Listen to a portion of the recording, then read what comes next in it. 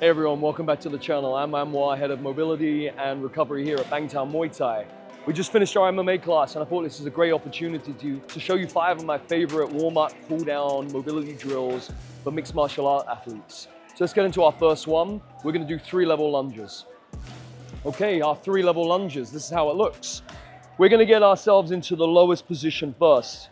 Now, what I quite like is to be on my back toes here, and my initial position that I'm in this low base is kind of the same 3 positions that I'm going to work between. So from my bottom position, I'm going to come up about halfway and come back down. I'm going to come up about halfway and then come down. I'm going to do this several times.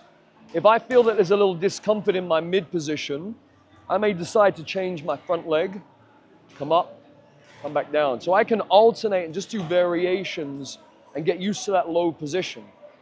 Once I feel like I'm in the right position, I'm going to try and go all the way up. And it should feel that I have the ability to go to all 3 positions. For some of you that might have a little bit more difficulty in the ankle and knees, you can definitely come down to the bottom foot. You can definitely come into your 3 positions and alternate between. But I want you finding that from this top position, this is your first level, like drop. Then you'll go about halfway, and then you'll go all the way down. You'll go about halfway, and you'll come mostly up. Not fully up, mostly up. And then we can change legs. We'll drop down to the other side, coming onto the toes if you can. Try and find all 5 toes. From my bottom position, I'm gonna come up initially. I'm gonna change my legs. And just make sure that I find the most optimal setup position from this bottom. Once I feel comfortable going from the low to the medium, feel good here, I'm gonna then go all the way up. And I feel off-centered here, so I'm gonna change my base from my top position, I'm gonna go down. And then as you get comfortable with these, you can do a few reps, mid, down, mid, up. You can change at the top, mid, down. You can change at the bottom. Once you've got comfortable and spent a few minutes warming the legs up in the lunge position, we're now going to go into exercise 2, which is kind of a continuation from this. And we're going to add some spinal rotation. We're going to look at 3 variations of our spinal rotation.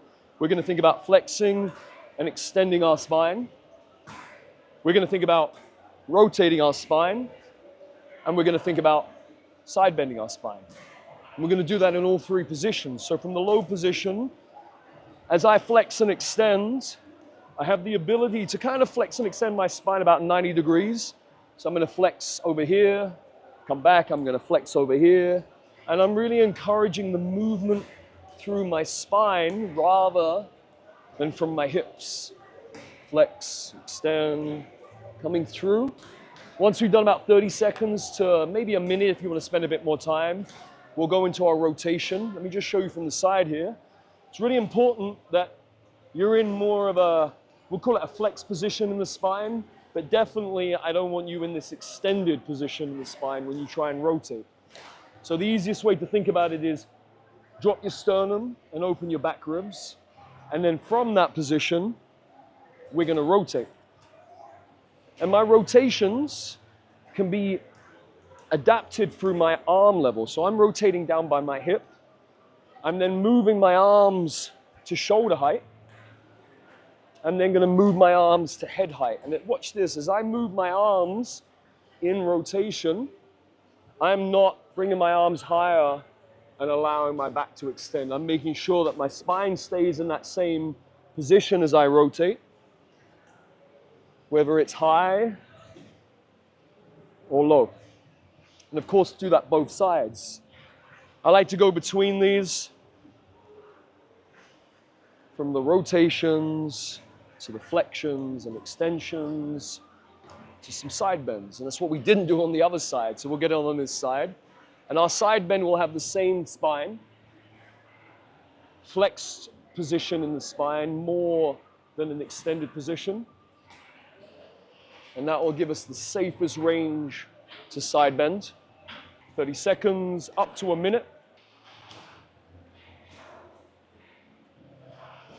Good. And once you feel comfortable in this low position, we're going to make it a little bit more difficult, and we're going to bring ourselves up to that halfway position. So from this halfway position, we can add some rotations. We can add some flexions and extensions. We can add some side bends. And what I'm trying to do here is minimize the movement of my pelvis and legs and maximize the movement of my spine. Once I've spent a bit of time here, you're going to get tired in the legs, but no problem.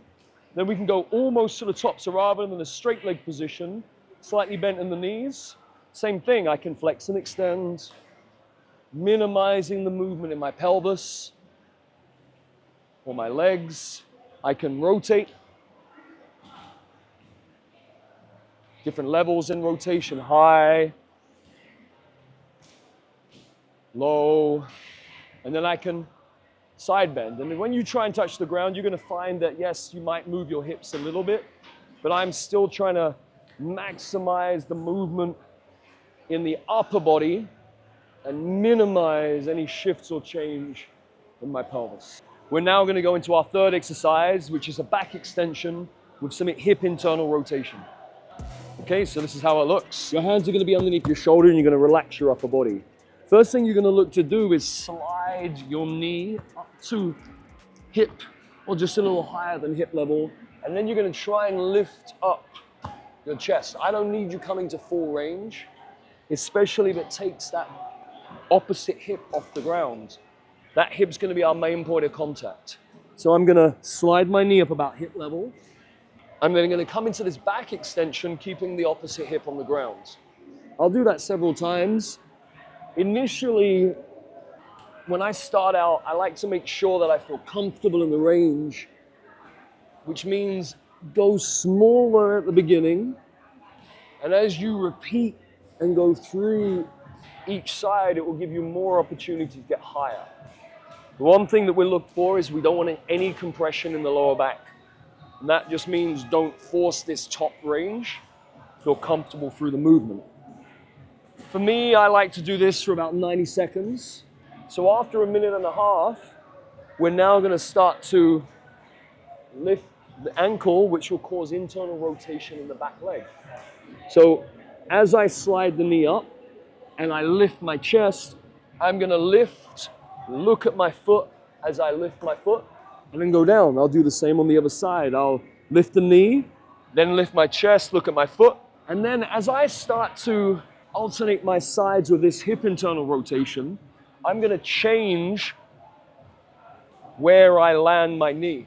So every time I come up, I may go here, look at my foot, and I'll go down. And when I go back to that same side, I'll come up and I might go higher. And what I'll notice is that when I have more hip flexion and I have less hip internal rotation, and it's a harder movement to come into this back extension. Every time I come up, I want to change my positions and notice how I feel. And then what I want you to do towards the end, so we might do this for another 90 seconds. I want you then to go and hold in the position that's the most difficult and do a couple of extra leg lifts and lowers. And then you'll go down and you can do the same leg again, is you can slide it back up to a slightly different position. Still where it's difficult. If you feel cramp, it's good. Make sure there's no pain in that back, lifting the foot. And we'll go down 2 or 3 reps if you want, but I still like to alternate, spending a little time focusing on that difficult position with the best ability to rotate. That was our third exercise, the back extension with a hip internal rotation. Next up is going to be our 90-90 switch with a round the world transition. Let's take a look at this exercise. What we're going to do is come and sit down in our best setup for 90-90. And initially what we're going to look to do is switch and go from side to side. As you land in these positions, you might have to spend a bit of time getting set up and getting comfortable. And we're trying to, as we go through, trying to get both of our sit bones on the ground, trying to keep our spine straight and keep our shoulders and head over our pelvis. So as I go around and I switch, if I end up being here too much, I might spend a bit more time working my way into that position and then change. I still, even if I'm feeling okay on the day of doing these, I still like to do a good 30-second to minute 90-90 switch. When you feel comfortable, maybe you can try that without the hands.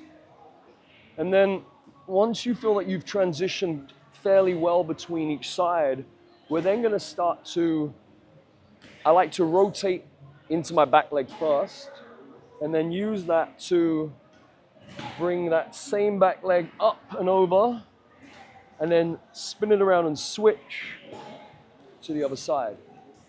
I then, from that rotation over the back leg, come around, bring my arm down. I'll bring that back leg up and over and through.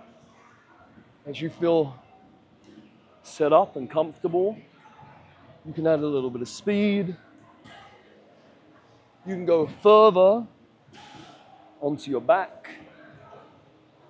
But we're still looking to use our legs to transition. However you feel in the spine, you can go all the way from lower mid, all the way up to the shoulders and neck, but just make sure you use those legs to help with the movement and transition. Spend a couple of minutes doing these.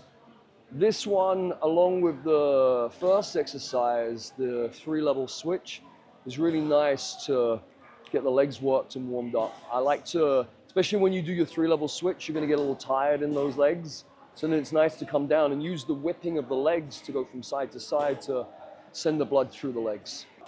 That was our 4th exercise, the 90-90 switch, along with the 90-90 around the world. Our 5th exercise is neck and shoulder mobility. So let's take a look at our neck and shoulder mobility movements. You may have seen me do these in some of the other warm-up and mobility exercises. I think it's quite key to get our neck mobilized. And the easiest way initially to do that is just give me some nose, looking over the shoulders, trying to minimize the movement in the shoulders or the chest at the beginning. We'll do a few rounds of those. And then we'll take that into a yes position. We'll look up, we'll look down. A few rounds of those, and we'll take that into a maybe, bringing our ear to shoulder. Pay attention to how you feel in each of those positions. After I've worked the neck, I'll then go to the shoulders. Initially, I'm going to do 3 levels of the shoulders. We're going to look at top, middle, bottom. And we'll do a few rounds of those. And as I go through the bottom to the middle to the top to the middle to the bottom, I'm trying to feel and pay attention that the same middle on the way down is the same middle on the way up. I'm going to try and find those 3 levels. And then once I've done a few rounds of those and I kind of land that middle position, I'm then going to go from the middle, forwards, middle, back, middle, forwards. And be aware as you do these, what we don't want to move is the spine. So I don't need you to move too much to the front or move so far to the back that you're lifting the chest and you're moving the spine. From this heavy sternum position, you're just sliding the scapula, sliding the shoulder blades from that middle position, then forwards, middle, back, middle. We do a few rounds of these just to build awareness and get some blood flow. And then from that top, middle, bottom, middle, and that forwards, middle, back, middle, I'm going to try and hold comfortably without overworking that middle position. And then I'm going to go back to my neck. I'll go to the nose. I'll go to the yeses. I'll go to the maybes. I'll then move my shoulders to the top. We can play around, maybe yeses and nos. Any variation from that top position. Then we'll go to the bottom position. And what you will start to notice if you're paying attention is that it feels completely different in the shoulders and neck in those three positions. Same will happen when you go forwards and backwards. So from that top, middle, bottom, middle position, we're then going to go forwards. Same thing. Play around yeses and nos, into maybes. I'll then take it to the back position. Yeses and nos, into maybes. Spending as long as you feel that you want to work here. And then whichever one tells you that you want to spend more time in. So sometimes it just really depends on the day and what you've been working in those last couple of days. Sometimes this kind of up and maybe forwards position is going to feel nicer in the maybe, but then maybe this middle back position is going to feel nicer in the next for the yeses. Go back to those positions and try and build kind of just a better, stronger foundation. And what you might want to do just to add a bit of bonus and a bit of variety is then look at doing some asymmetrical positions with the shoulders, even coming into an asymmetrical position with your legs. So going into a split stance, bringing one shoulder forwards, one shoulder back. This shoulder could be elevated, this shoulder could be depressed. It's going to completely change sensation and feeling around those shoulders. So that's our fifth exercise, the shoulder and neck mobility drills for MMA athletes. Don't forget to like, subscribe, and give me some feedback on really what you liked in these series of exercises and what you want to see more of. Thanks a lot and stay tuned.